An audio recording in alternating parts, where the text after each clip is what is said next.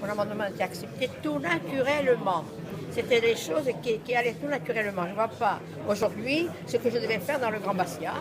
Nous sommes 22 000, nous voulons préserver les communes du Piémont qui étaient allées à l'extérieur. J'espère qu'ils me les ont gardées. Et nous voulons rester comme il y a 30 ans. Nous sommes peut-être ringards, mais nous voulons rester comme il y a 30 ans. Et nous gérons très bien notre communauté. Bastia fera le Grand Bastia vers le Cap Corse, comme a dit le député maire. Il le fera où il voudra. Aujourd'hui, c'est comme ça. Demain, l'avenir est à Dieu. Ça n'engage que François Tac. Ce que disent les autres, ça n'engage que les autres.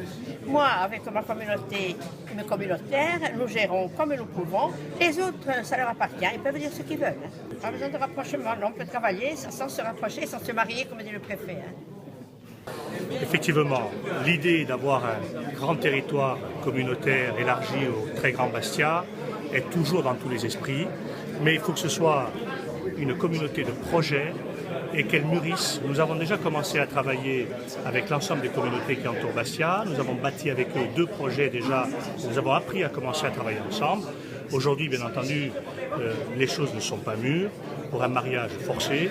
Et donc, nous allons continuer à travailler pour faire en sorte de gagner cette confiance mutuelle sur l'ensemble des territoires pour faire en sorte qu'un jour, effectivement, le Grand Bastia puisse voir le jour en accord avec l'ensemble des membres de cette communauté future.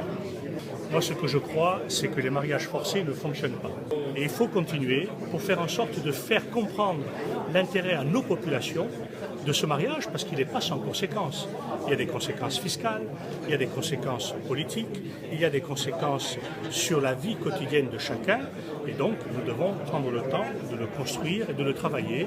Ça fait très longtemps que nous savons tous que nous devons avoir en Haute-Corse une communauté forte, parce que nous avons des défis qui sont importants en matière de transport, en matière d'habitat, en matière de développement économique, mais nous avons commencé à les construire sur la base d'une coopération qui n'est pas une coopération intégrée comme le souhaite la loi, mais une coopération de projet.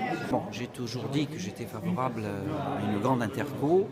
Et j'ai dit aujourd'hui même que ça allait dans le sens de l'histoire et que devait être à ce rendez-vous de l'histoire, qu'il ne fallait pas avoir des vues à court terme, mais à plus long terme, que l'avenir de Bastia et de la grande région ne se pouvait se construire qu'à travers une grande intercommunalité. C'est dans ce sens que je suis convaincu qu'on va y arriver un jour. Or, aujourd'hui, on s'est aperçu que les forces de l'immobilisme, de l'archaïsme, sont toujours présentes, aussi bien parmi les conseillers généraux que parmi les maires, et que si on se souvient bien du référendum de 2003, c'était à peu près les mêmes personnes qui étaient pour le statu quo. Mais je m'y attendais.